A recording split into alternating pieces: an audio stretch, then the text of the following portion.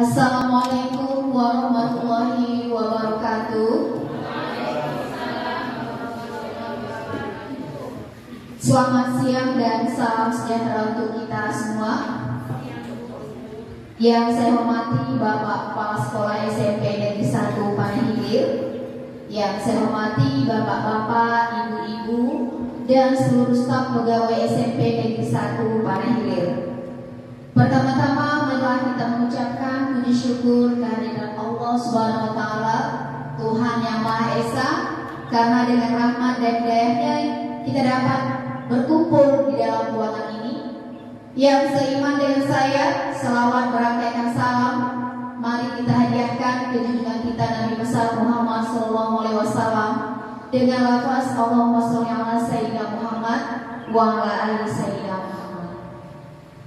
Sebelumnya saya mengucapkan terima kasih kepada Bapak dan Ibu atas partisipasinya dalam kolaborasi tugas aksi nyata untuk modul 1.4 Diskriminasi Budaya Positif oleh CGP Angkatan 11 SMP Negeri 1 Panaihilir oleh Ibu Elida Lestari Sirait, Ibu Mardiani, Ibu Asmita Sarniasi Hitonga, Ibu Imelda Sari Harahap.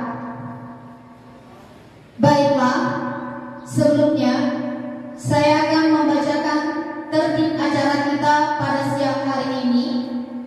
Acara pertama adalah pembukaan dari saya sendiri. Kemudian acara kedua adalah doa yang ini nanti akan disampaikan oleh Bapak Sugiman Siregar. Kemudian acara ketiga adalah menyanyikan lagu Indonesia Raya yang nantinya akan dipimpin oleh Ibu Nomi. Kemudian acara keempat adalah kata sambutan dari Kepala Sekolah SMP Negeri 1 Panaihilir. Kemudian acara kelima adalah pemaparan dari CGP. Kemudian yang keenam adalah tanya jawab. Acara ketujuh yaitu penutup. Nah, baiklah, marilah kita jelang acara berikutnya, yaitu acara doa yang disampaikan oleh Bapak Sugiman Siregar. Kepada Bapak kami persilahkan dengan hormat.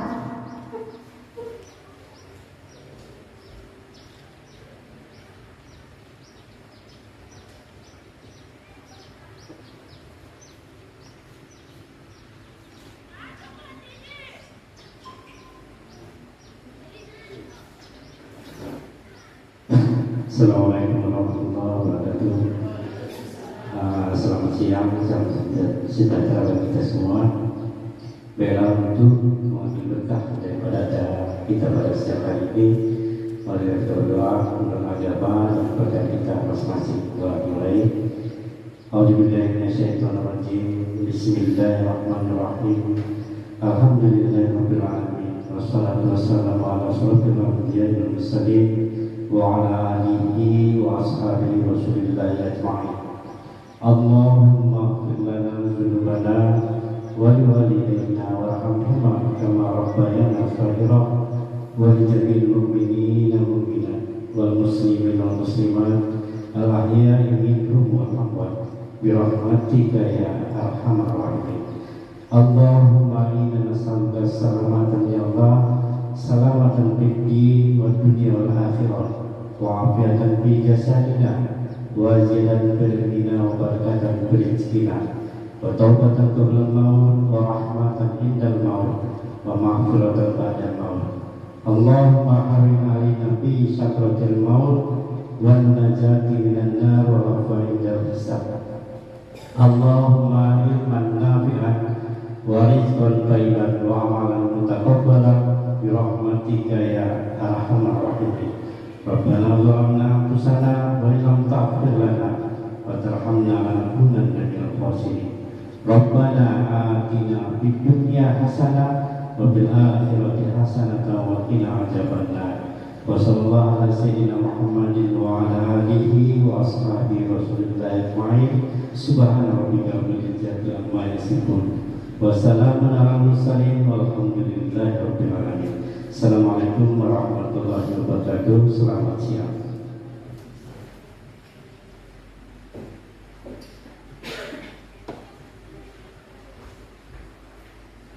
Terima kasih kami ucapkan Bapak Sudiman Siregar. Marilah kita jelang acara berikutnya, yaitu menyanyikan lagu Indonesia Raya yang dipimpin oleh Miss Naomi.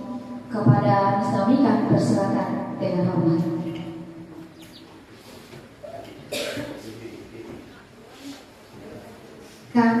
Kepada hadirin kami persilakan berdiri.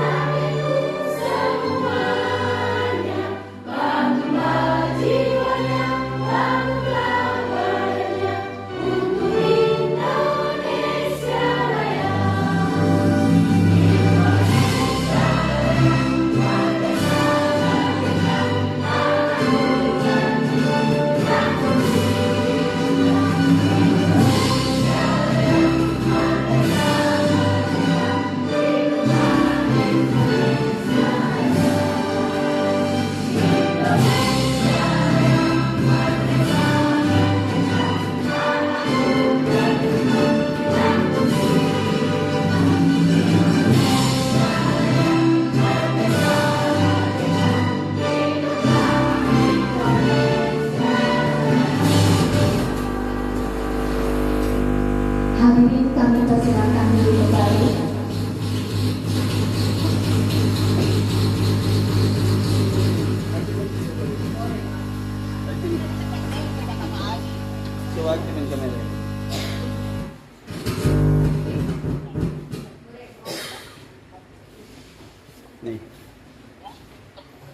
Ya, terima kasih kami ucapkan kepada Miss Naomi. Baiklah, marilah kita jalan acara berikutnya, yaitu kata-kata sambutan dari Bapak Kepala Sekolah SMP Negeri 1 Panai Hilir.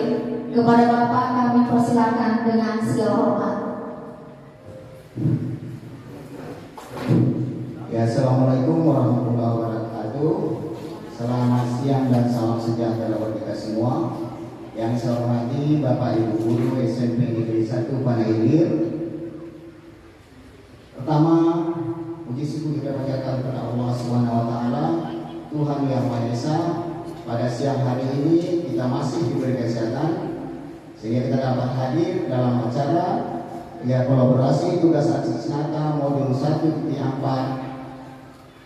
calon guru penggerak angkatan 11, yaitu Ibu Mardiani SPD, Ibu Eliadi Arlestari SPD, Ibu Asmita SPD, dan Ibu Ermelda Sari Arab SPD. Yang sebenarnya saya salawat dan salam pada lingkungan kita dan besar Muhammad SAW. Mudah-mudahan kita mendapat semangatnya di Indonesia. Amin ya rabbal alamin. Bapak Ibu guru yang saya hormati, pada hari ini kita melaksanakan ya, desiminasi budaya positif calon guru penggerak angkatan 11. Mudah-mudahan nanti acara ini dapat berlangsung dengan baik. Ya, kepada Bapak Ibu calon guru penggerak SMP Negeri 1 Panai Hilir angkatan 11 ini, mudah-mudahan dalam acara ini, yaitu desiminasi budaya positif tadi, bisa terlaksana di sekolah kita, sehingga dapat sekolah kita bisa bergerak dan berkembang sebagaimana yang seharusnya yang kita harapkan. Jadi dengan mengucap Bismillahirrahmanirrahim. Acara diseminasi budaya positif calon guru penggerak angkatan 11 resmi saya buka. Assalamualaikum warahmatullahi wabarakatuh. Selamat siang. Baik, terima kasih kita ucapkan kepada Bapak Kepala Sekolah SMP Negeri 1 Panahilir. Baiklah, marilah kita saksikan pemaparan aksi nyata oleh Ibu Mardiani SPD. Kepada Ibu Mardiani kami persilakan dengan hormat. Ya, assalamualaikum warahmatullahi wabarakatuh.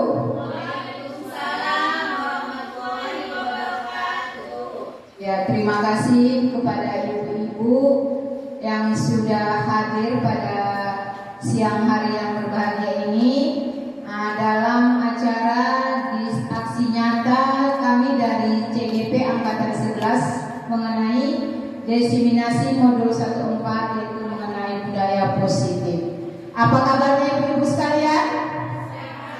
Alhamdulillah semuanya sehat ya Bu ya. Jadi sebelum kita masuk kepada diseminasi ya, kita lihat dulu mengenai kesepakatan kelas kita ya Bu ya. Nah, yang pertama saling menghargai, kemudian mengikuti diseminasi dengan semangat dan angkat tangan kalau ingin bicara. Kira-kira ibu-ibu ada yang ingin ditambahi lagi? Ya, baiklah, itu untuk kesepakatan kita ya Bu ya. Nah, kemudian selanjutnya adalah latar belakang. Ya, latar belakang yaitu yang pertama, sekolah merupakan menjadi tempat yang aman, nyaman dan menyenangkan bagi peserta didik. Nah, sehingga untuk menciptakan budaya yang aman, nyaman, maka kita harus membuat suasana sekolah kita menjadi nyaman dan tenang. Nah, sesuai dengan filosofi Ki Hajar Dewantara bahwa pembelajaran di sekolah seharusnya bisa membuat murid memperoleh kebahagiaan dan keselamatan yang setinggi-tingginya. Nah, dalam rangka untuk membuat siswa mencapai keselamatan dan kebahagiaan yang setinggi-tingginya baik di lingkungan masyarakat maupun di lingkungan sekolahnya, maka kita harus mulai dengan membuat budaya positif. Itu latar belakangnya. Nah, kemudian tujuannya yaitu setelah selesai melaksanakan aksi nyata ini, diharapkan kita bisa membangun disiplin positif melalui penerapan budaya-budaya positif. Itu yang pertama. Nah, yang kedua, kita bisa menyusun keyakinan kelas di kelas kita masing-masing dan menerapkannya dalam kehidupan sehari-hari di sekolah. Kemudian yang ketiga, menumbuhkan motivasi intrinsik dari dalam diri peserta didik. Dan yang terakhir, terciptanya murid yang memiliki profil pelajar Pancasila melalui pembiasaan budaya positif. Nah, ibu-ibu, baiklah, sebelumnya kita melakukan ice breaking terlebih dahulu ya Bu ya. Coba ibu-ibu ini posisinya sudah berpasangan ya. Kita mau yang duduk atau mau berdiri bergerak sedikit? Berdiri? Ayah, kalau berdiri ayo kita bergerak sedikit ya ibu-ibu. Ya, jangan ngantuk ya Bu ya. Oke, baiklah, ini sama-sama ya Bu ya. Ya, ambil posisi yang enak Bu. Iya, iya, mulai Bu ya.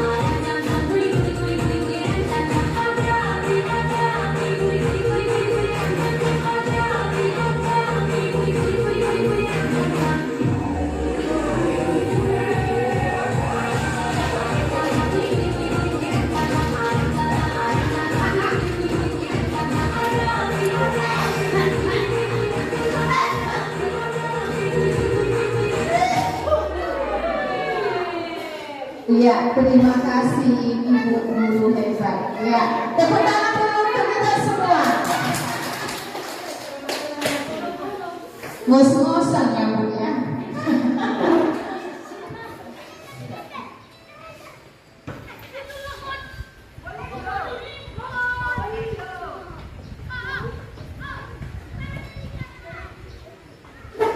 Ya, baiklah Bapak Ibu dan Ibu sekalian, dalam modul 1.4 budaya positif ini terdiri dari beberapa bagian, yaitu yang pertama disiplin positif dan nilai-nilai kebajikan universal.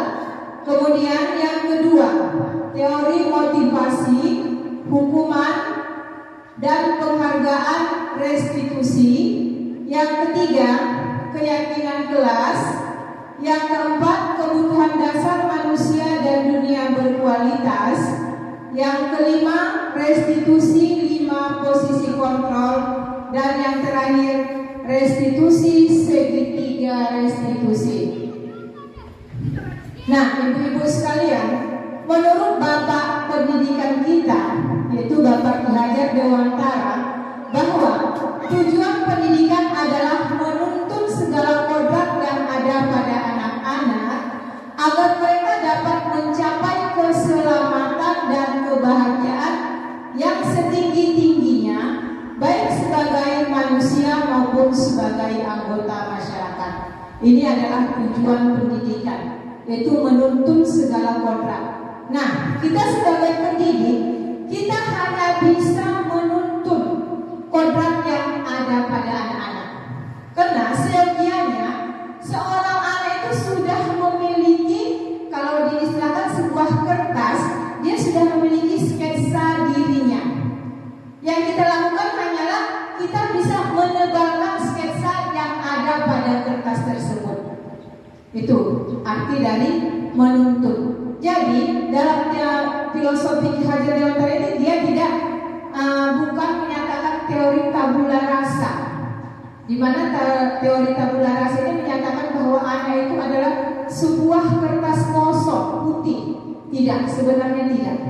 Anak-anak sudah memiliki sifat, ya, sifat itu sudah ada tertanam dari dirinya, itu merupakan dari kodrat anak tersebut. Nah, tinggal bagaimana kita bisa menuntun anak ke arah yang lebih baik, ya.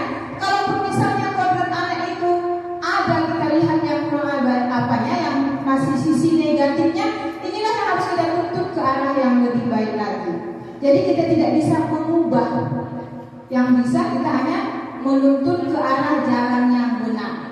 Itu. Nah, kemudian pendidikan hanya dapat menuntun tubuh atau hidupnya kekuatan kodrat yang ada pada anak-anak agar dapat memperbaiki lakunya hidup dan tumbuhnya kekuatan kodrat anak.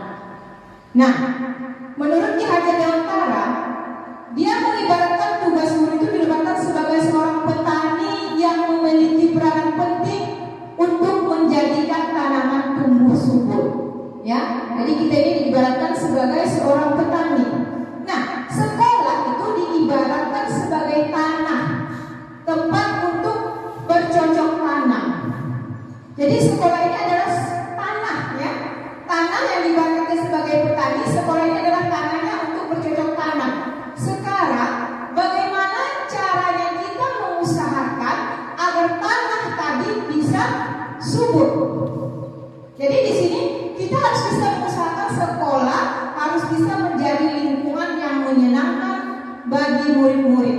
Kita bisa menjaga murid dari hal-hal yang tidak baik. Tujuannya apa? Agar karakter murid tersebut bisa tumbuh dengan baik. Ya, karakter yang baik akan tumbuh di lingkungan yang baik pula. Itu. Nah, salah satu tanggung jawab guru adalah bagaimana cara kita untuk menciptakan suatu lingkungan positif. Ya, lingkungan positif di mana dalam lingkungan positif ini warga sekolah tersebut saling mendukung. Seperti kita ini Bapak Ibu, ya, saya rasa sudah merupakan lingkungan yang positif. Antara saya dengan ibu-ibu sudah saling mendukung, saling bekerja sama. Nah, ketika kami melaksanakan aksi nyata, ya, ibu-ibu ikut andil dalam bagian aksi nyata kami ini. Jadi kita sudah mengadakan sebuah kerjasama dan saling mendukung. Kemudian saling belajar. Jadi sehingga terciptalah kebiasaan-kebiasaan yang baik. Nah, dari kebiasaan-kebiasaan yang baik yang terus-menerus kita lakukan akan menjadi karakter yang baik, Bapak Ibu. Ya, menjadi karakter yang baik. Nah, pada akhirnya karakter-karakter yang baik ini akan membentuk sebuah budaya positif. Inilah tujuannya, yaitu kita menerapkan budaya positif di sekolah. Nah, untuk selanjutnya timbul pertanyaan dalam hati kita. Apa sih sebenarnya budaya positif itu? Tadi kita sudah membahas semuanya dari A sampai Z. Ya, tiba-tiba ada kata-kata. Apa itu budaya positif? Kira-kira siapa ibu-ibunya yang mau ngasih? Oh ya, ibu kami, Bu Asmita, ya. Silakan, Bu. Terima kasih, Bu. Menurut saya, Bu, budaya positif itu adalah suatu kebiasaan yang bernilai positif, di mana kita membuat kebiasaan untuk disiplin supaya anak bisa disiplin sehingga terbentuklah budaya positif. Terima kasih, Bu. Ya, terima kasih dulu buat Ibu Mita. Ya, kita beri tepuk mantap dulu untuk Bu Mita. Bu, mantap. Oh ya. Nah, itu tadi kata Bu Mita itu berasal dari pembudayaan yang baik, ya kan, Bu? Jadi bisa kita buat sebuah kesimpulan bahwa budaya positif itu adalah kebiasaan yang bernilai positif, yang di dalamnya mengandung sejumlah kegiatan yang mampu menumbuhkan karakter murid. Jadi dalam budaya positif itu nanti seperti yang dikatakan tadi, hasil akhir yang diharapkan adalah timbulnya karakter murid yang sesuai dengan profil belajar Pancasila. Ya. Nah, sekarang kita lihat dulu bagian pertama dari budaya positif ini adalah perubahan paradigma, yaitu dari stimulus respon menjadi theoretical control. Nah, dalam kegiatan ini, ya, coba Ibu saling berpasangan dulu. Saling berpasangan, ya, kita melakukan kegiatan buka tutup. Ya, cobalah buka. Coba Ibu bayangkan, Ibu itu adalah memiliki sesuatu di tangan Ibu. Ya, gantian nanti. Jadi Ibu membuka, menggenggam erat tangan Ibu. Jadi Ibu bayangkanlah di dalam tangan Ibu ini ada sesuatu. Nah, coba secara gantian dengan temannya, pujuk temannya untuk membuka. Misalnya ya, coba yang sebelah kiri saya memujuk, sebelah kiri saya memujuk, sebelah kanan saya mempertahankan. Nah, coba ibu-ibu yang memujuk silahkan memujuk temannya agar membuka tangannya yang digenggam erat tadi. Silakan, waktunya 30 detik. Iya, masing-masing mencoba. Nah, boleh dipaksa temannya membuka, boleh diancam, boleh disuap, kasih uang, boleh. Iya. Nah, iya.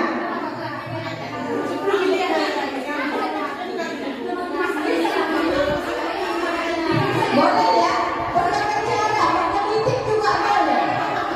Nah, boleh mengkritik kawan-kawan membuka, atau boleh bilang kasih misalnya bayar dan dibuka tangannya. Oke, ya udah Bapak Ibu, iya, tepuk tangan dulu kita semua.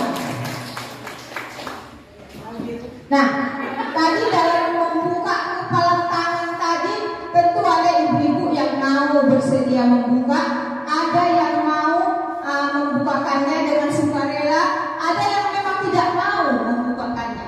Nah, ketika ibu membuka kepala tangan ibu, Coba kira-kira siapa yang bisa? Ketika tadi ibu membuka, kalau misalnya ibu sudah merayu temannya, sudah dibuka apa, tiba-tiba ibu membuka. Apa kira-kira alasan? Kenapa ibu membuka kebelah tangan ibu tadi? Ayo, siapa ibu? Ayo. Iya, silakan ibu Sirai. Ini nampaknya ibu tadi membuka mungkin ya. Ya, terima kasih Bu. Alasan saya Bu bisa membuka tangan saya mungkin karena ketertarikan saya terhadap bujukan rayuan Ibu Mita tadi. Jadi saya mau membuka tangan saya. Terima kasih Bu. Tepuk tangan dulu untuk Ibu Sirai. Jadi tadi berarti bujukan Ibu Mita itu berhasil ya. Makanya Ibu itu bisa membukanya. Mungkin mungkin Bu Mita tadi memberikan sejenis misalnya entah penghargaan, entah uang, entah apa itu kan? Rayuan ya. Jadi rayuannya berarti Bu Mita berhasil membuka tangan Bu Rai. Nah yang kedua, apakah apabila Anda menutup kepala tangan, mengapa? Apa alasan Anda menutupnya? Siapa Bu? Menutup kepala tangan. Menutup. Iya. Bisa. Hah? Ya nggak apa-apa Bu. Ayo. Terima kasih. Kenapa saya menutup kepala tangan saya? Karena saya tahu alasannya kenapa saya tidak membuka kepala tangan saya tersebut, dan saya tahu apa akibatnya. Terima kasih. Ya, terima kasih untuk Bu Nina. Tepuk tangan dulu untuk kita semua. Jadi masing-masing itu berbeda. Ada yang bersedia membuka, ada yang bersikeras nggak mau membuka. Kenapa? Karena dia punya prinsip sendiri ya kan. Karena dia yang tahu apa isi tangannya, ya kan. Jadi bagaimanapun usaha orang untuk memujuknya, dia tidak akan membuka tangannya sedikit pun. Nah, siapakah yang sesungguhnya memiliki kontrol ibu-ibu? Ya, silakan Bu Marha.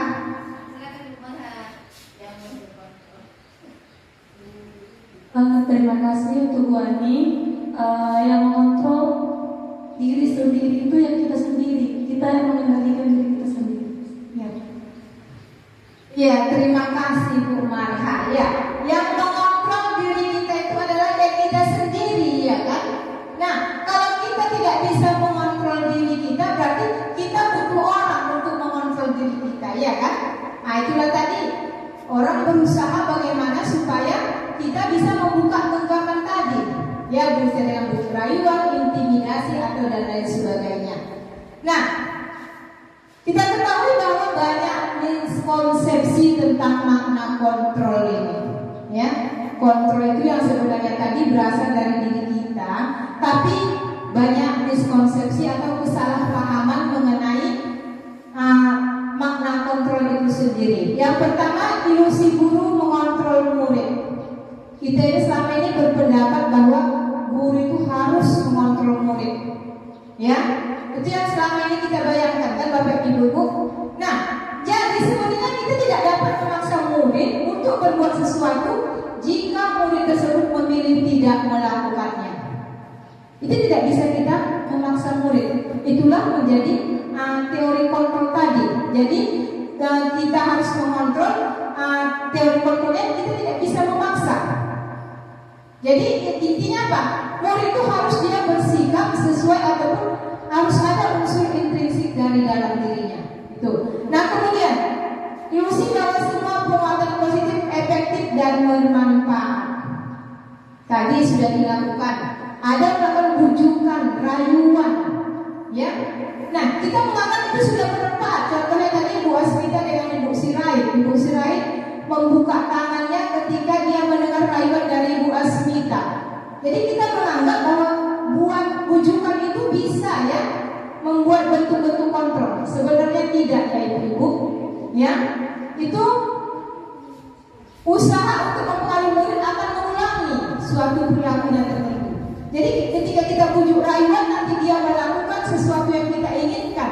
Nah, ketika kita tidak lagi dia tidak akan mendapatkan motivasi dari dalam dirinya untuk melakukan sesuatu itu. Dia hanya mengharapkan, oh tunggulah ibu itu nanti akan ngasih ini, baru aku berbuat.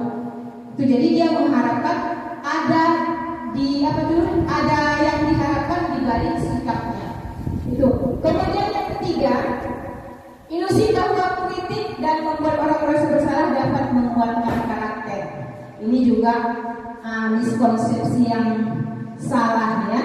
Jadi ketika kita mengkritik ataupun membuat rasa bersalah untuk mengontrol murid, itu akan menuju sebuah identitas gagal. Jadi dia tidak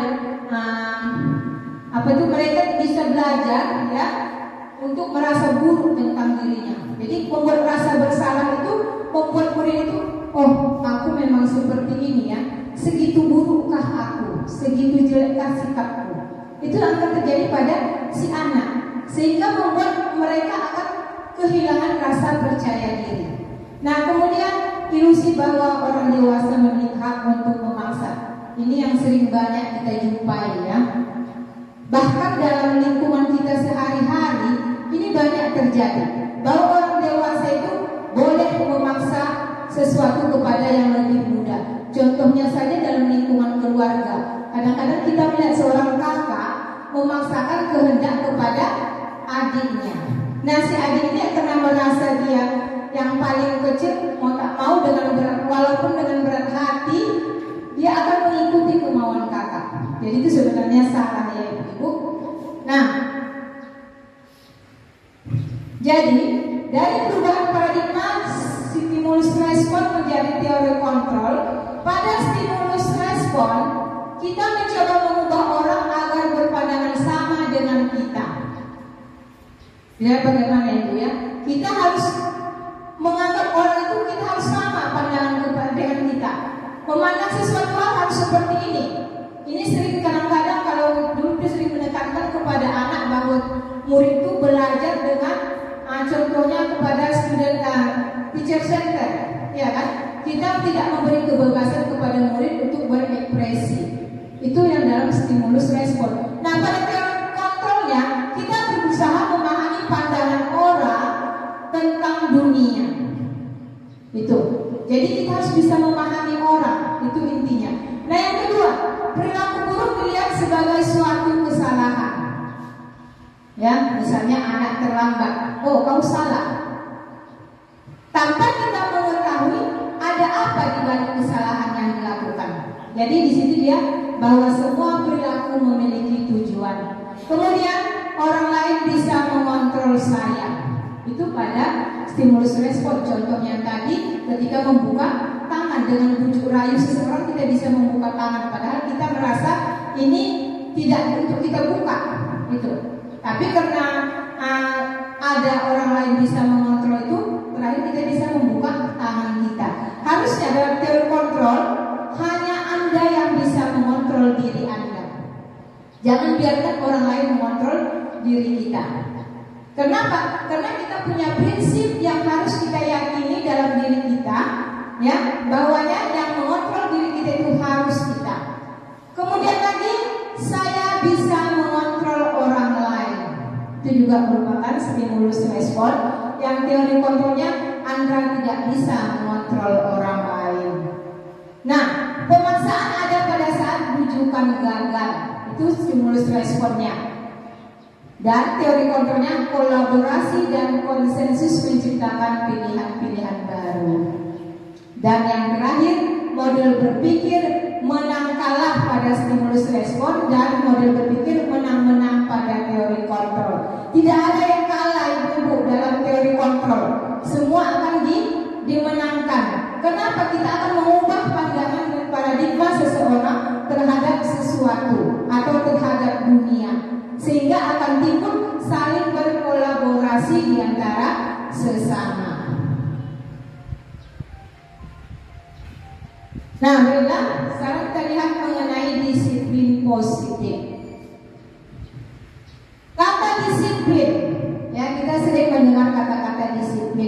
Ini merupakan suatu tingkah laku yang selalu mentaati peraturan-peraturan yang ada. Ini sering kita tekankan kepada murid, ya kan Bu? Nah di sini dalam budaya kita itu disiplin itu dimaknai sebagai sesuatu yang dilakukan seseorang pada orang lain untuk mendapatkan kepatuhan. Memang itu sering kita lakukan, ya kan? Kamu harus sampai ke sekolah jam sekian, belajar jam sekian, istirahat jam sekian. Itu memang sudah peraturan sekolah, ya kan Ibu? Ada peraturan-peraturan yang harus kita taati. Itulah makna disiplin menurut budaya kita yang selama ini. Nah, menurut Ki Hajar Dewantara, di mana ada kemerdekaan, disitulah harus ada disiplin yang kuat. Di mana disiplin itu bersifat self-disiplin, yaitu kita sendiri yang mewajibkan kita dengan sekeras-kerasnya, tetapi itu sama saja. Sebab jika kita tidak cakap melakukan self-disiplin, wajiblah penguasa lain mendisiplinkan kita. Dan peraturan demikian itulah harus ada di dalam suasana yang merdeka. Artinya apa? Ya, disiplin itu sebenarnya berasal dari diri kita sendiri. Kita harus berusaha sekeras-kerasnya, sekuat-kuatnya, ya, bagaimana kita menerapkan disiplin dalam diri kita sendiri. Harus ada memotivasi intrinsik dari dalam diri kita. Itu yang harus kita timbulkan, baik kepada diri kita sendiri atau kepada murid. Nah, kemudian definisi kata merdeka menurut Ki Hajar adalah merdeka itu artinya tidak hanya lepas dari perintah, tetapi juga cakap buat memerintah diri sendiri.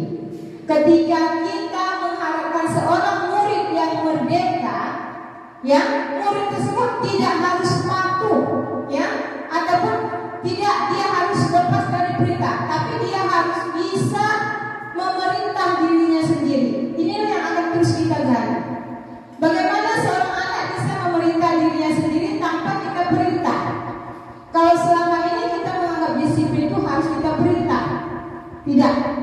Jadi kita harus bisa membuat si anak cakap dalam memerintah dirinya sendiri. Bagaimana supaya dia datang ke sekolah tepat waktu, tanpa harus ada lagi motivasi-motivasi yang lain di balik keinginan-keinginan atau kegiatan yang dilakukannya. Itu Bapak Ibu ya mengenai makna disiplin. Nah, kemudian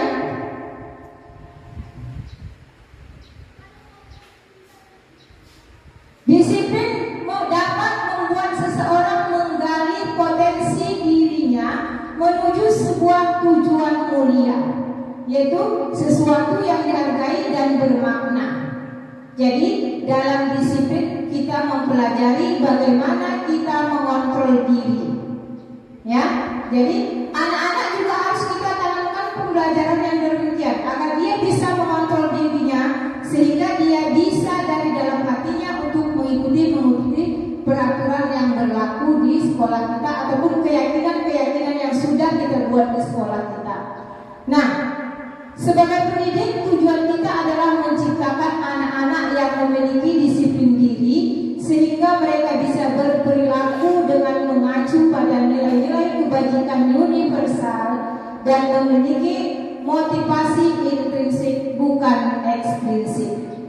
Jadi tujuan disiplin tadi adalah murid bisa berlaku sesuai dengan nilai-nilai kebajikan universal, di mana nilai-nilai kebajikan universal ini adalah merupakan sifat positif manusia, ya, sifat positif manusia dan merupakan tujuan mulia Bapak Ibu, ya, tujuan mulia yang harus dicapai oleh setiap individu. Jadi setiap kita membuat suatu keyakinan, kita harus ada tujuannya, itu kebajikan-kebajikan universal tersebut. Yang ini yang akan kita tanamkan kepada setiap murid kita.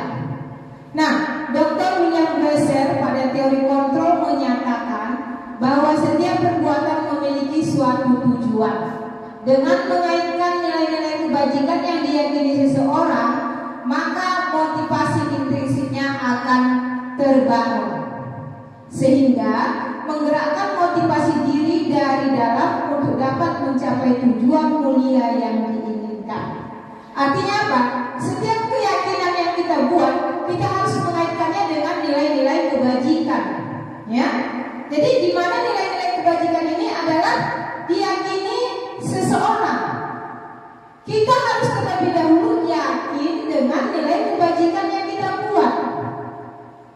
Kalau kita sudah yakin, maka motivasi intrinsik itu akan terbangun dari dalam diri kita. Nah, jadi yang pertama itu harus dulu kita yakini. Makanya dalam meyakini itu kita harus sama-sama meyakini sesuatu hal itu, bahwasanya sesuatu itu penting. Sama halnya tadi membuka menutup tangan tadi ibu ya. Kita sudah yakin bahwa ini penting untuk saya. Apa yang saya buka? Apa yang saya kasihkan sama orang? Nah, itu. Jadi sehingga timbul kebaikan motivasi intrinsik dari dalam diri kita, bahwasanya memang nilai itu harus kita terapkan di dalam kehidupan kita sehari-hari. Jadi contoh dari nilai-nilai kebajikan universal ini misalnya saling menghormati, saling menghargai, ya, saling menyayangi, ada unsur keselamatan, ada unsur kesehatan. Itulah dia yang dimaksud dengan nilai-nilai kebajikan universal, sehingga akan menuntut diri kita untuk berbuat ataupun melakukan disiplin positif. Jadi disiplin positif ini sangat penting kita bangkitkan dari dalam diri anak kita sendiri. Ya, kalau masing-masing kita ibu-ibu membuatnya di kelas, kita bangkitkan dulu motivasi si anak. Saya rasa ke depannya, ya, kita tidak akan susah lagi untuk mengarahkan anak-anak kita. Kenapa? Karena motivasi intrinsiknya itu sudah terbangun. Karena sudah ada keyakinan yang mereka yakini bisa membuat dirinya itu berubah. Itu untuk disiplin positif, ya Bu. Nah, selanjutnya kita lihat teori motivasi, hukuman, penghargaan, dan restitusi. Nah, di sini saya membuat pertanyaan pemantik. Apakah Bapak Ibu setuju dengan pernyataan ini? Yang pertama, hukuman dapat mendisiplinkan murid. Bagaimana Ibu? Hah? Apakah hukuman dapat mendisiplinkan murid? Ya, coba silakan dulu Mbak Smita. Terima kasih Bu. Menurut saya Bu, pengalaman saya selama ini mengajar, kadang hukuman bisa mendisiplinkan murid. Kadang-kadang nanti takut untuk dihukum, jadi dia kata udah tunggu minta baik laku. Tapi ada makin dihukum makin berulang gitu. Jadi bisa juga ya, tergantung anaknya sih kembali. Gitu. Terima kasih. Ya, terima kasih Bu Asmita. Kata Bu Asmita, hukuman itu bisa mendisiplinkan murid, tergantung pada muridnya. Ada murid itu dihukum langsung disiplin. Ada pendapat yang lain Ibu? Ya, iya. Hukuman dapat mendisiplinkan murid. Tadi menurut Bu Asmita sudah ya, tergantung anaknya. Nah, kalau menurut saya ya, hukuman ini tidak dapat mendisiplinkan murid. Kenapa? Bisa lah Bu, kan muridnya sudah takut, sudah dihukum. Kan gitu biasanya kita kan. Ternyata itu Ibu, kalau kita memberikan hukuman kepada anak, ya, disiplinnya itu hanya bersifat sementara. Dia berlaku disiplin karena termotivasi takut kena hukum. Makanya dia baik. Nah, lama-kelamaan dia tidak akan lagi melakukannya. Kenapa? Karena tidak ada intrinsik dari dalam dirinya atau motivasi dari dalam dirinya untuk baik. Dia hanya bertindak ketika ingin menghindari hukuman. Jadi saya rasa dia hanya bersifat sementara. Dan ketika kita menghukum anak, ya, si anak tersebut lama-kelamaan dia akan merasa sudah biasa. Ya, dihukum paling sebentar, besok udah buat lagi seperti itu Ibu. Dan kemungkinan nanti ketika kita melakukan menghukum, anak merasa benci dengan kita. Itu efeknya. Nah, yang kedua, pemberian hukuman dengan hal positif seperti membaca atau membersihkan halaman sekolah dapat mendisiplinkan murid. Bagaimana ibu-ibu? Tidak juga ya, sama juga. Kemudian yang ketiga, memberikan penghargaan dapat meningkatkan motivasi belajar murid. Nah, ini memberikan penghargaan. Bagaimana Bu?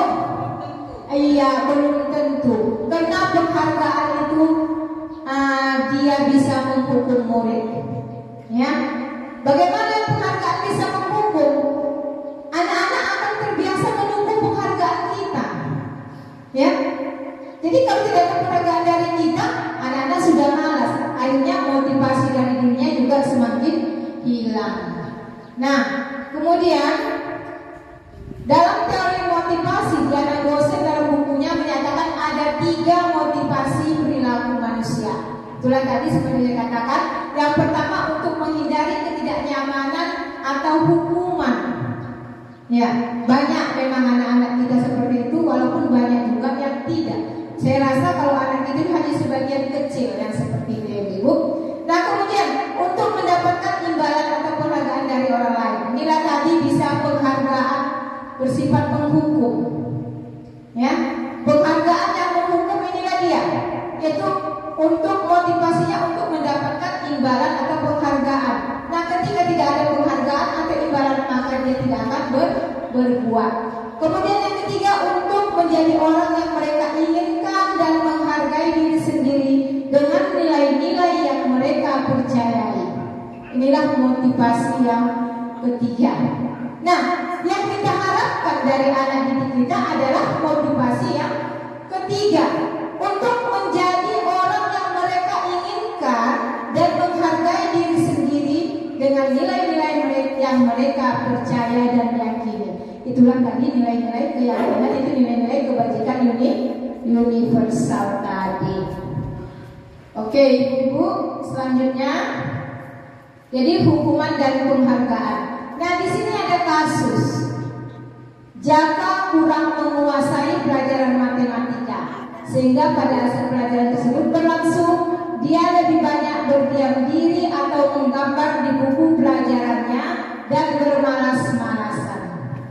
Nah, pada saat guru matematikanya Pak Seno menanyakan pertanyaan, Jaka menjadi gugup dan tak sengaja menjatuhkan tasnya dari kursi, serta tiba-tiba menjadi gagap pada saat berupaya menjawab.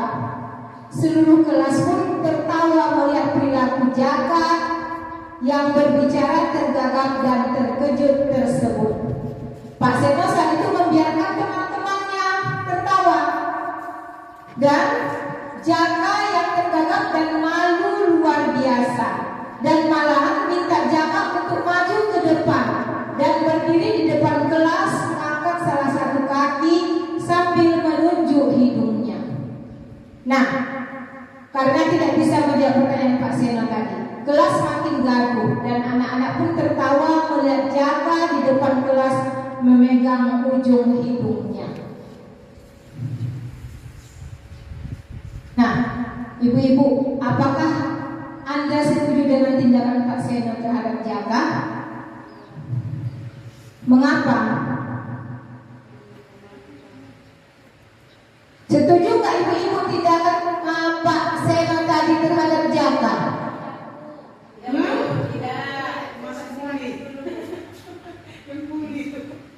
Terima kasih kesempatan yang diberikan Ibu Ani.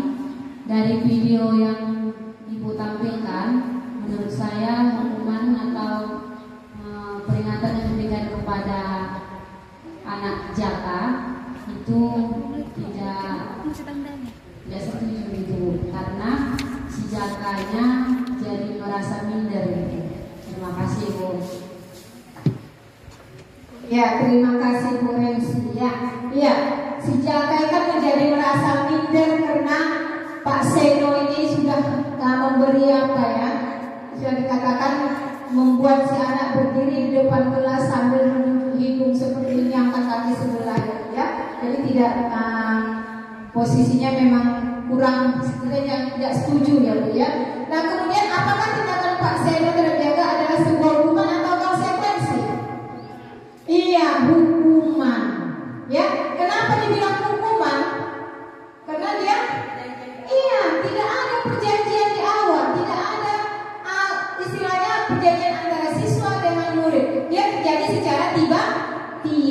Iya.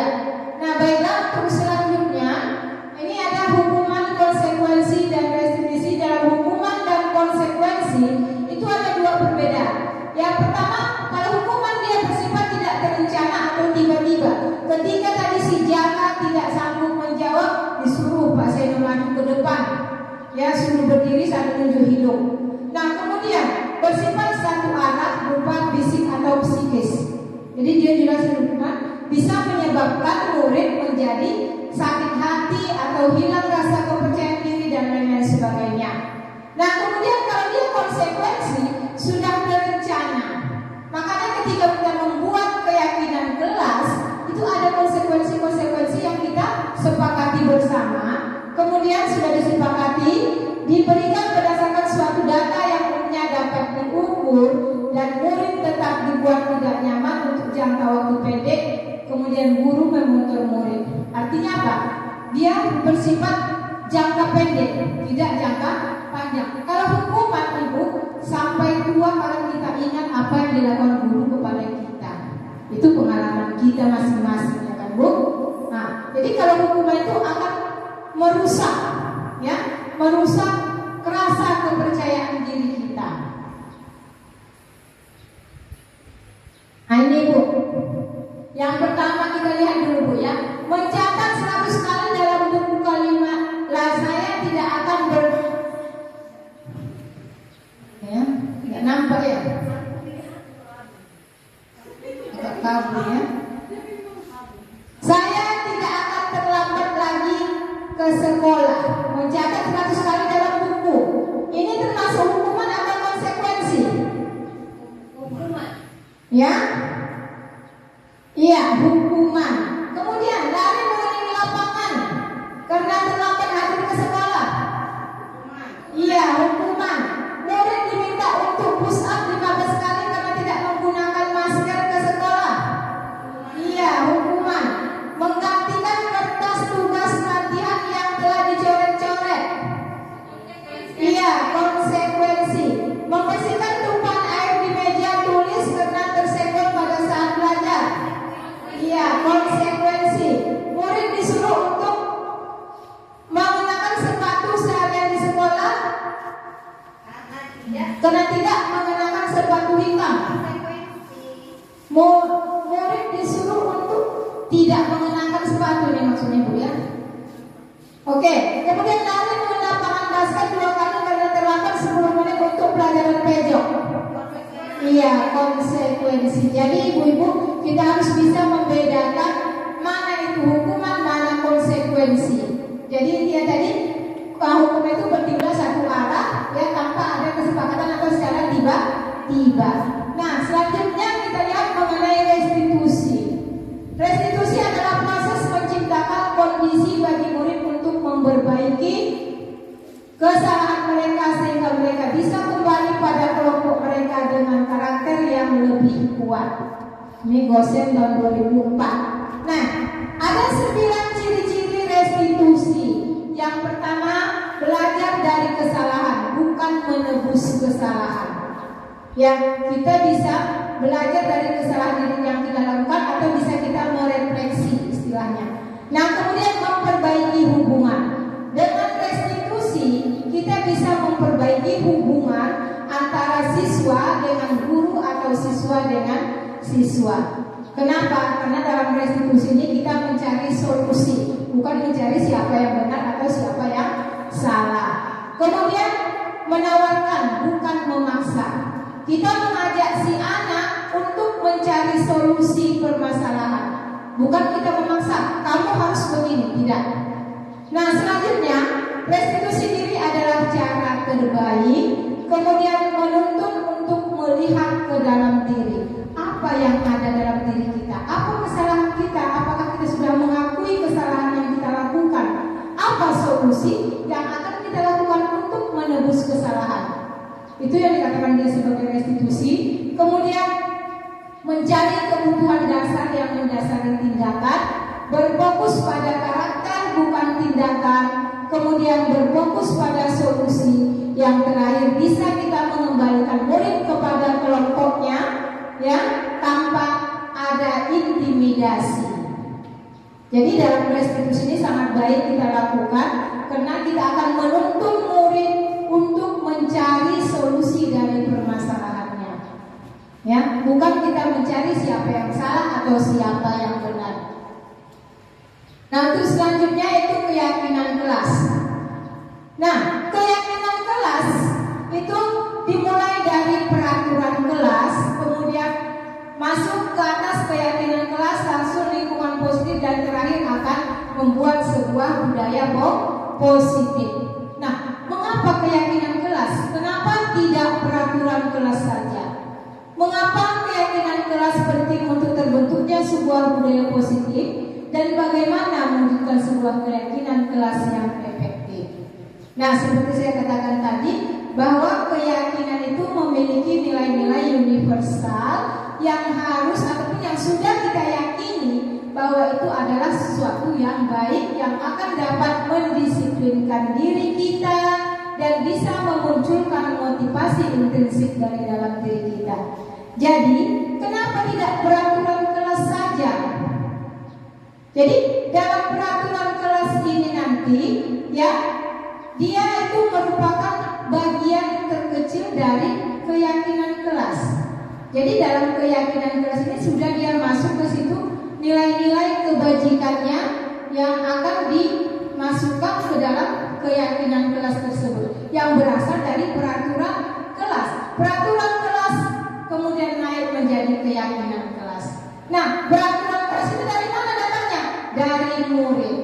Nah, di sini bisa kita lihat bagaimana pembentukan keyakinan sekolah atau keyakinan kelas. Yang pertama, keyakinan kelas bersifat lebih abstrak dari peraturan yang lebih rinci dan konkret. Itu. Kemudian, keyakinan kelas berupa pernyataan-pernyataan universal. Yang ketiga, pernyataan keyakinan kelas senantiasa dibuat dalam bentuk positif. Kita tidak lagi menggunakan kata negatif. Tidak, jangan, itu kita hindari. Ya, contohnya saja, jangan lari-lari di koridor. Kita ambil kata positif, berjalanlah di koridor. Jangan buang sampah di kelas. Kita ambil, buanglah sampah pada tempatnya. Itulah yang harus kita yakini, ibu-ibu. Jadi kita usahakan dalam membuat keyakinan kelas tidak ada lagi menggunakan kata-kata yang negatif. Nah, kemudian keyakinan kelas sebaiknya sesuatu yang dapat diterapkan di lingkungan tersebut. Kemudian semua warga kelas hendaknya ikut berkontribusi dalam pembuatan keyakinan kelas lewat kegiatan curah pendapat. Kemudian meninjau kembali keyakinan kelas dari waktu ke waktu. Apakah masih cocok dilaksanakan keyakinan yang ini? Atau bisa kita revisi? Kita buat ulang lagi keyakinan kelas yang sudah kita buat. Intinya kita jangan bosan untuk melihat, ya, apa keyakinan kelas yang sudah kita buat. Nah, ini contoh dari ketika kegiatan saya membuat keyakinan kelas ini di kelas 93. Yang pertama, saya memberikan kertas post-it kepada anak-anak dan menuliskan keyakinan yang mereka inginkan. Nah, kemudian saya suruh tempel di depan. Itu mereka lagi menulis, ini mereka menempel. Kemudian di sini saya memilah keyakinan yang mereka buat, saya kumpulkan dalam nilai-nilai kebajikan universal. Misalnya saling menghormati. Nanti dibuat di situ tidak ribut dalam belajar. Itu saya kumpulkan dalam kebajikan universalnya, itu saling menghormati. Masuklah di situ nanti tidak ribut saat belajar, itu diganti kata tidaknya. Misalnya mendengarkan guru ketika menjelaskan. Jangan lagi dibuat kata tidak boleh, dilarang atau dan lain sebagainya. Kita harus menggunakan kata-kata yang positif. Nah, setelah kita pilih mana dia untuk nilai kebajikan universal, barulah kita kumpulkan dalam nilai-nilai yang kita dapat. Misalnya yang pertama saling menghormati. Poinnya apa saja? Mendengarkan guru ketika menjelaskan, menghargai pendapat teman. Misalnya ada komitmen, nilai kebajikan universalnya. Isinya apa? Datang tepat waktu. Itu komitmen. Kemudian misalnya tidak boleh membawa handphone. Jangan kita buat kata-kata tidak boleh. Kita pilih kata-kata yang positif. Misalnya membawa handphone ketika disuruh guru mata pelajaran, ya kan? Kemudian kita ambil lagi nilai yang lain. Misalnya menjaga kebersihan, nilai kebersihan ya kan, atau kesehatan, nilai kesehatan. Buanglah sampah pada tempatnya. Jadi ini kemarin sudah saya terapkan di kelas 83. Nah, kemudian selanjutnya ini dia ada perbedaan antara peraturan dengan nilai kebajikan. Peraturannya dilarang mengganggu orang lain. Nilai kebajikannya saling menghormati. Peraturannya kembalikan barang ke tempatnya. Nilai kebajikannya bertanggung jawab. Dilarang melakukan kekerasan, itu keamanan atau saling menghormati. Hadir di sekolah 15 menit sebelum pembelajaran dimulai, itu komitmen atau disiplin waktu. Nah, kemudian bergantian atau menunggu giliran, berempati atau menghormati orang lain. Jadi nilai-nilai kebajikan universal ini kita poin-poinkan, nanti kita bagi-bagi, isinya di dalam. Inilah tadi hal-hal yang dibuat oleh anak kita. Tapi harus kita hilangkan kata-kata negatif dengan menggunakan kata-kata tidak atau jangan. Masih bisa ibu-ibu? Masih bertahan? Kita buat dulu sebentar ice breaking ya. Sebentar, duduk aja. Nah, coba ibu berhadapan dulu dengan temannya. Yang punya pasangan, berhadapan dulu. Udah bu? Udah? Coba masing-masing berikan dulu senyum yang terbaik untuk temannya. Ayo senyum. Makin lebar senyumnya bu. Jangan merungut. Makin lebar senyumnya bu. Berikan senyum yang terbaik pada temannya. Biar aura positif dari senyum itu bisa masuk ke dalam diri kita. Sudah ibu udah senyum? Iya. Terima kasih, tepuk tangan untuk kita semua.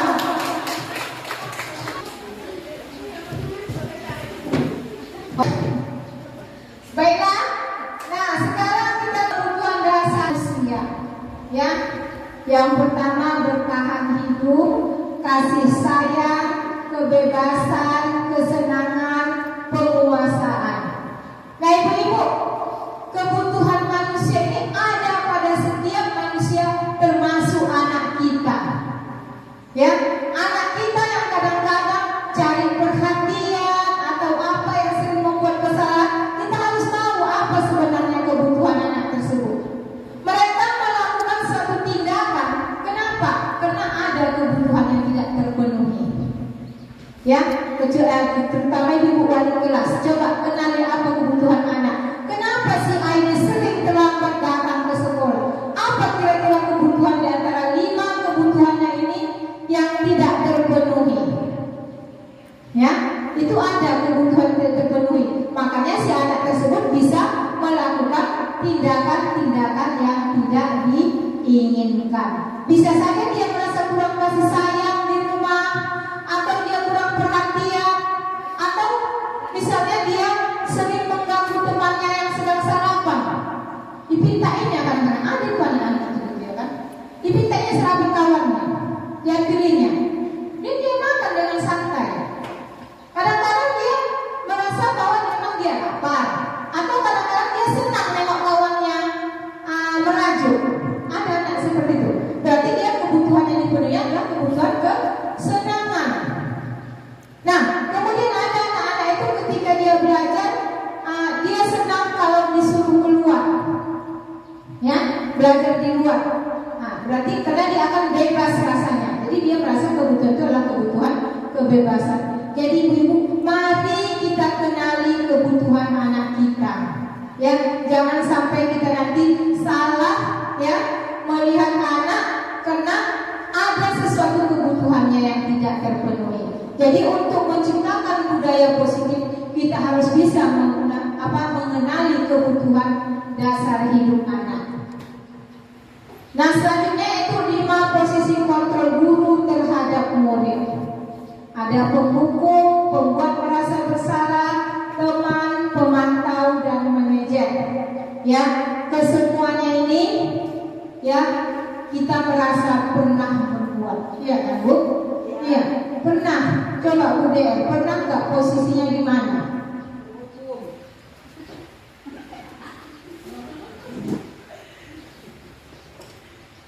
Terima kasih Bu Ani sebagai narasumber CGP Angkatan 11. Buat kesempatan, kalau posisi saya selama saya mengajar di sekolah ini ada sebagai penghukum, kemudian sebagai teman, pemantau juga, dan juga manajer sudah pernah.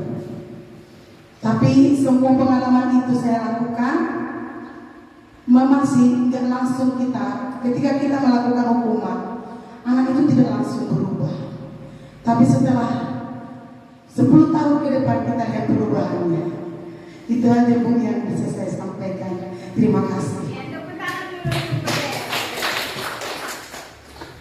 Ya, ada juga anak itu udah dihukum 10 tahun baru kelihatan ya Bu ya. Iya. Ya memang kadang-kadang itu bisa menjadi motivasi anak. Ya, cuma kadang-kadang itu hanya ketika kita menghadapi anak dengan hukuman itu hanya sebentar, Bu. Ya, dia akan merasakan akibatnya setelah 10 tahun yang akan datang. Oh iya, inilah yang kenapa aku kemarin dibuat itu seperti ini. Baik dia menyadari bahwa tujuan kita itu baik. Tapi kita di sini Bu, dia akan membuat anak pada masa itu akan merasa tidak senang sama kita. Ya, ibu itu masih marah-marah saja. Masuk ke kelas bukannya dipedulikan kita, marah-marah saja kerjaannya. Ya, nah itu posisimu. Jadi 5 posisi kontrol guru ini yang pertama penghukum, yaitu bisa membuat hukuman fisik maupun verbal. Dia biasa menggunakan kata-kata yang keras. Patuhi aturan saya. Kamu ini selalu saja salah. Kapan sih kamu gak salah? Itu penghukum. Terus melanggar aturan sekolah. Terus. Iya kan? Nah, kemudian untuk membuat merasa bersalah. Ya ini suara kita lembut. Sangat lembut tapi meresap ke dalam hati si anak. Sehingga anak akan merasa bersalah. Oh iyalah, kenapa saya buat guru saya seperti ini? Dan timbul rasa bersalah. Terakhir, dia akan tidak nyaman atau merasa rendah diri. Contohnya, ini sering juga kita lakukan ya. Apa dia bilang? Ibu kecewa sama kau nak. Kenapa lah kamu begini? Tolong dulu nak, pikirkan dulu ibu ini. Ya saya tidak seperti itu. Itu sebenarnya seorang teman, ya. Jadi kadang kita tanya lagi, nah bagaimana kalau orang tuamu tahu kau seperti ini? Bayangkan nak orang tuamu, ya kan? Nah, sering juga kita seperti itu sebagai teman, tapi anak akan merasa rendah diri, itu akibatnya Bu. Kemudian sebagai teman, nah ini juga bisa membuat sebagai posisi positif atau negatif. Positifnya, murid akan merasa lebih dihargai, diperhatikan. Tapi negatifnya nanti bisa kita membuat murid tersebut merasa apa seperti kita. Anggap remeh bisa mungkin. Ibu ini kawan awak, ya kan?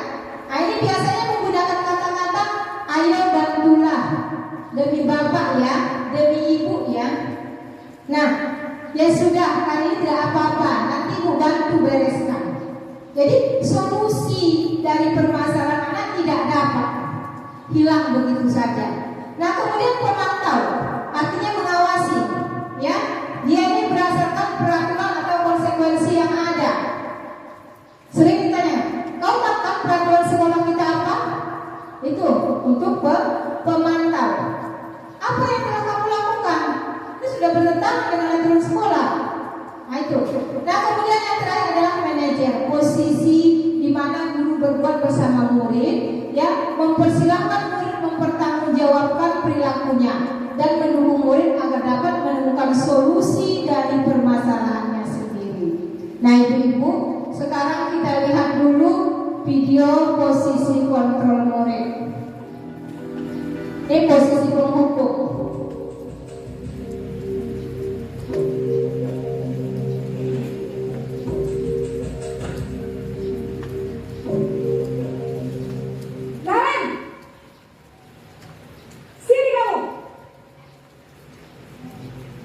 Selamat pagi, Bu. Selalu terlambat. Kamu deh, pasti terlambat. Maaf, Bu. Saya... Apa? Apa coba? Alasan kamu apa lagi? Kapan sih kamu tidak terlambat? Malas sekali ya kamu jadi anak.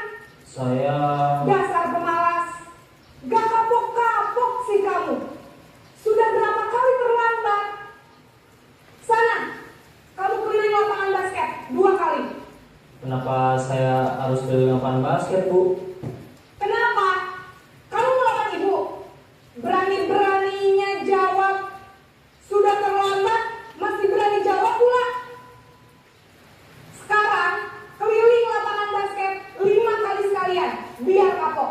Cepat. Pergi sana ke lapangan basket. Ya, di sini anak tidak diberi kesempatan untuk melakukan pembelaan diri dengan suara yang tinggi. Ini sekarang membuat rasa bersalah.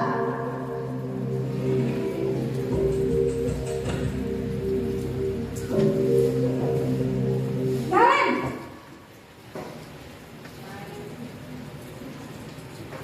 Selamat pagi, Bu. Naren. Kamu kenapa terlambat lagi, nak? Ya Tuhan, Naren. Kamu senang ya bikin ibu susah ya? Kalau kamu terlambat lagi, nanti ibu yang ditegur bapak kepala sekolah, nak. Disangka ibu tidak bisa membina kamu. Duh, gimana ini? Maaf, Bu. Ya, Duh, Gusti nampak anaknya Naren. merasa bersalah. Kalau ibu tegur bapak kepala sekolah. Terus sekarang ibu harus tulis apa ini di buku absen? Ini kamu sudah sering terlambat loh. Ibu harus apa coba? Maaf, Bu. Maaf sekali. Ya sudah, lain kali jangan bikin ibu susah lagi ya nak ya. Ibu tidak akan kuat lagi kalau kamu begini terus. Bisa jantungan kalau ibu tegur bapak kepala sekolah. Sana cepat ke kelas. Ya, tidak ada solusi dari permasalahan si anak yang terlambat. Anak hanya minta maaf.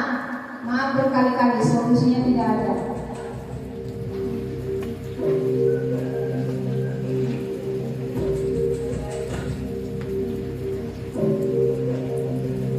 Naren!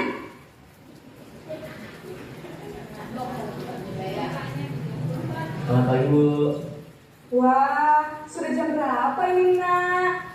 Terlambat lagi ya sayang. Iya, Bu. Habis ibu saya lupa bangunkan saya, Bu. Ini sudah ada teman ya, Kamu Bu. menyalahkan diri kamu. Kamu bukannya anak yang larinya paling kencang. Kok terlambat sih? Iya, Bu. Saya memang terlambat bangun tadi. Jadi, biarpun saya lari kencang, tetap gak terkejar, Bu. Ya sudah sana. Nanti lain kali larinya lebih kencang lagi ya. Biar gak terlambat lagi. Bikin senang ibu. Demi ibu. Bisa kan? Bisa lah, Bu. Ya sudah sana. Ini solusi dari diri anak tidak juga terbangun ya, Bu, ya. Nah, hanya disuruh lari cepat. Tapi dari rumahnya tidak ada motivasinya apa supaya dia cepat sampai ke sekolah. Nah, ini pemantau.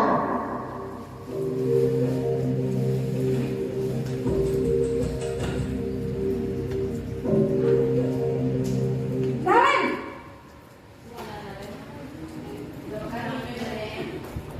Selamat pagi, Bu. Naren, apa peraturan sekolah kita tentang jam berapa kita harus masuk sekolah?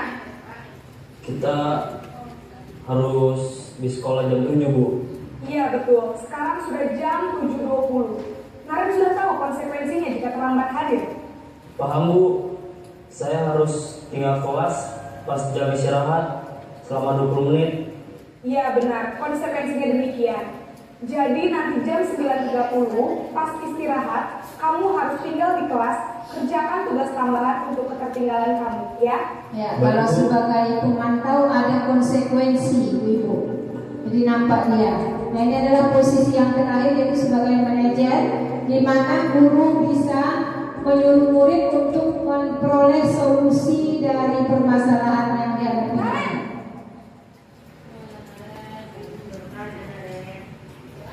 Selamat pagi, Bu. Selamat pagi Naren.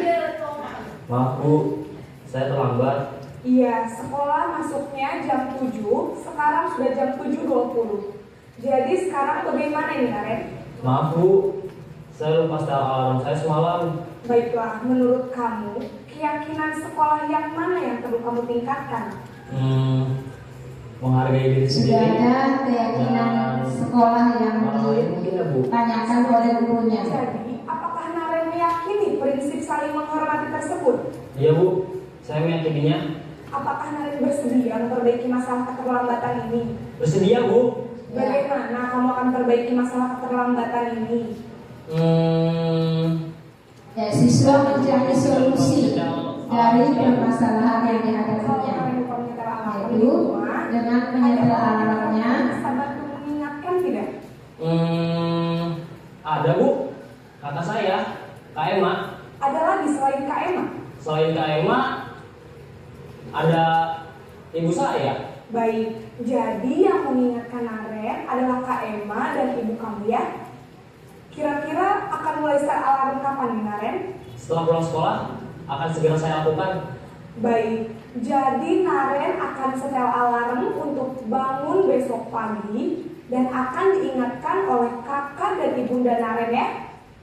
Ada lagi yang mungkin perlu dilakukan Naren agar tidak terlambat bangun lagi? Tidak ada Bu. Baik Naren, terima kasih untuk kerjasama Iya. kamu. Jadi guru sudah meminta siswanya untuk menyelesaikan masalah yang dihadapinya. Inilah yang ingin kita bangun pada diri kita itu pada posisi manajer. Karena sebagai seorang manajer itu sudah bisa berposisi sebagai pemantau dan sebagai teman bagi muridnya. Jadi Bu, untuk menciptakan budaya positif di sekolah, kita harus bisa berposisi sebagai manajer sehingga anak bisa menemukan kembali solusi dari permasalahan yang kita buat. Nah, untuk selanjutnya adalah segitiga restitusi. Segitiga restitusi adalah suatu proses dialog yang dijalankan guru atau orang tua agar dapat menghasilkan murid yang mandiri dan bertanggung jawab. Restitusi bukan untuk menebus kesalahan, namun untuk belajar dari kesalahan yang tujuannya adalah untuk memperbaiki hubungan. Nah, segitiga restitusi ini mempunyai 3 dasar, yaitu yang pertama menstabilkan identitas, yang kedua validasi tindakan yang salah, dan yang ketiga menanyakan keyakinan. Ibu-ibu, untuk menyelesaikan permasalahan dengan segitiga restitusi, yang pertama kita lakukan adalah menstabilkan identitas, yaitu berdasarkan prinsip membuat kesalahan adalah bagian dari proses pembelajaran. Jadi ketika kita menrestitusi siswa, kita jangan langsung kamu salah begini-begini, tidak. Ya Bu, kita stabilkan dulu identitasnya. Ya, misalnya kita buat, kamu tahu nak kamu salah? Iya Bu, katanya. Nah, apa kesalahanmu tadi? Misalnya saya terlambat datang ke sekolah. Ya baik. Nah, semua orang itu pasti pernah melakukan kesalahan. Itu namanya menstabilkan identitas. Nah, tidak ada manusia yang sempurna. Semua orang pasti pernah melakukan kesalahan. Itu. Nah, kemudian lanjut kepada validasi dari tindakan yang salah, yaitu berdasarkan prinsip setiap perilaku berupaya memenuhi suatu kebutuhan tertentu. Misalnya kita tanyakan, kamu tentu punya alasan kenapa kamu melakukan ini, ya kan? Karena tindakan seseorang itu pasti ada alasannya. Ketika si anak menjawab apa yang dilakukannya itu ada alasannya, maka kita bisa mencari solusi dengan si anak apa yang dibuat untuk menebus kesalahannya. Itu. Nah, kemudian yang ketiga menanyakan keyakinan, yaitu berdasarkan prinsip teori kontrol bahwa pada dasarnya kita termanipulasi secara intrinsik. Nah, keyakinan keras apa yang kamu langgar? Kamu tahu kan, tindakan kamu ini sudah melanggar keyakinan yang sudah kita buat. Tanyakan keyakinan. Mungkin selama ini kita merestitusi anak, kita tidak sampai pada menanyakan keyakinan. Kita sudah validasi tindakan, sudah menstabilkan identitas dan validasi tindakan. Dan kadang-kadang kita sudah menyuruh anak mencari solusi permasalahannya. Tapi kadang-kadang kita lupa untuk menanyakan keyakinan kelas kita. Itu yang penting, karena itu adalah sesuatu yang harus kita yakini dan kita terapkan. Itu dalam segitiga restitusi. Nah ibu-ibu, ini adalah video saya ketika saya merestitusi ketika anak berkelahi di dalam kelas, ya.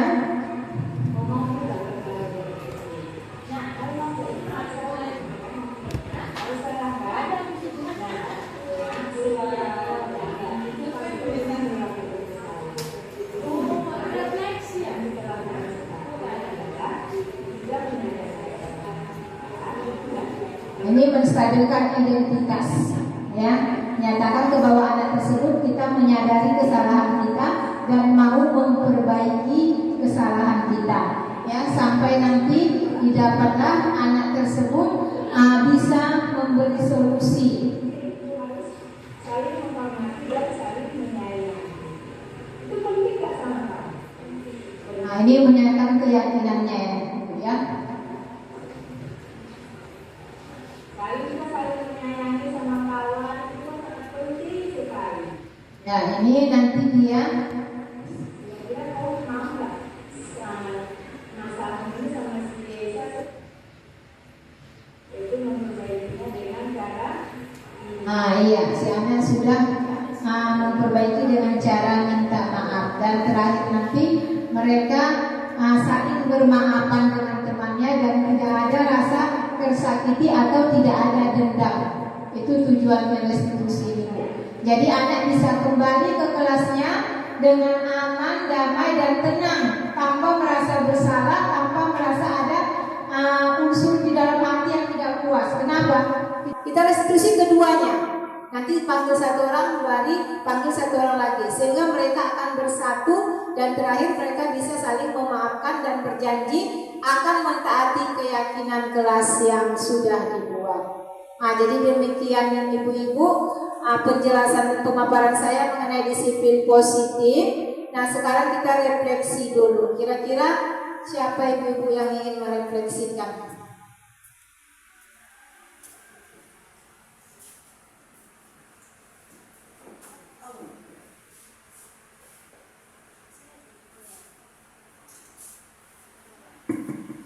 Terima kasih atas kesempatan yang diberikan kepada saya. Saya akan merefleksikan tentang kegiatan pada hari ini, yaitu tentang budaya positif. Sebagai seorang pemimpin, sebagai guru sebagai seorang pemimpin pembelajaran harus dapat menuntun peserta didik sesuai kodrat alam dan kodrat zamannya. Dengan membangun budaya positif di sekolah akan menumbuhkan karakter anak seperti dapat menumbuhkan sikap bergotong royong, yang mana dengan bergotong royong akan mampu melakukan kegiatan secara bersama-sama sehingga tercipta kolaborasi yang baik antar warga sekolah. Adanya rasa peduli satu sama lainnya. Dengan adanya budaya positif akan tercipta disiplin positif dan nilai-nilai kebajikan. Seperti yang dikatakan di Hajar Dewantara bahwa untuk menciptakan murid yang merdeka, syarat utamanya adalah harus ada disiplin yang kuat. Semoga pendidikan di Indonesia, khususnya Labuhan Batu, ini dapat terus bergerak maju. Saya rasa demikian. Terima kasih. Ya, terima kasih untuk Bu Ririn Ahmarani, ya, bahwa disiplin positif itu sangat diperlukan, ya, atau budaya positif sangat diperlukan untuk menciptakan murid yang memiliki karakter sesuai dengan profil pelajar Pancasila. Dan mudah-mudahan kita sebagai guru, sebagai pendidik bisa menerapkan budaya positif agar terbangun unsur intrinsik dari dalam diri anak untuk menjadikan dirinya ataupun bisa dia menghargai dirinya sendiri. Nah, sebagai penutup, dalam penerapan program disiplin positif, hendaknya guru memiliki standar kepribadian profesional dan sosial yang baik. di mana guru mampu merefleksikan dirinya dalam posisi kontrol saat ini. Bagaimana perjalanan dirinya sebagai among atau manajer yang menuntun murid-murid kita menjadi insan mandiri, merdeka, dan bertanggung jawab. Jadi, saya rasa cukup sekian diseminasi budaya positif dari saya, dan saya ini Assalamualaikum warahmatullahi wabarakatuh.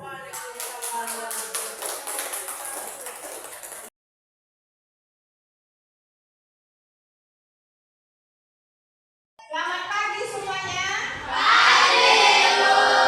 Tahun pelajaran baru ya nak ya.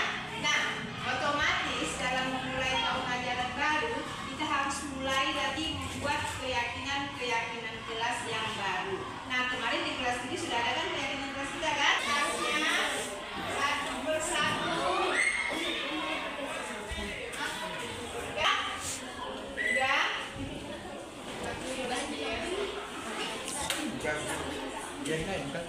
Nah, kalau sudah siap, coba silakan tempel kemari. Ke depan, tempelkan kemari. Ya, teratur ya. Dari mana? Dari sini. Nanti biar kita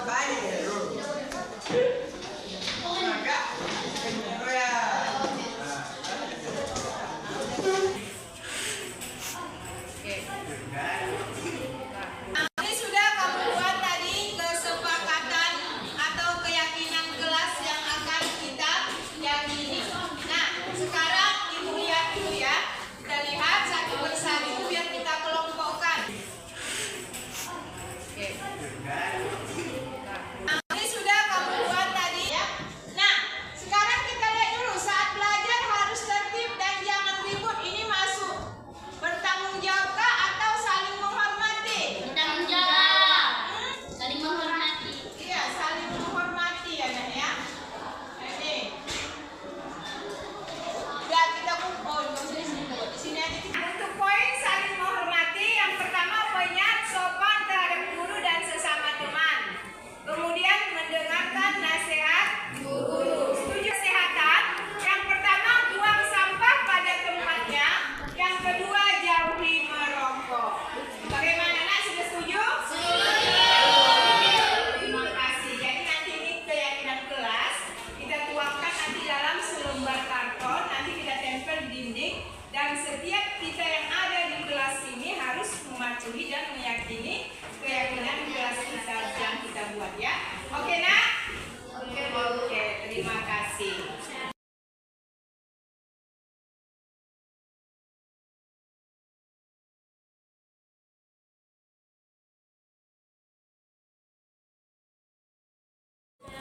Saya Reza yang saya dari kelas 83. Saya sangat merasa senang dalam membuat keyakinan kelas karena saya bisa ikut serta di dalamnya. Terima kasih. Nama saya Reza Putri, saya dari kelas 83. Pembuatan keyakinan kelas penting dilakukan karena bisa membuat siswa lebih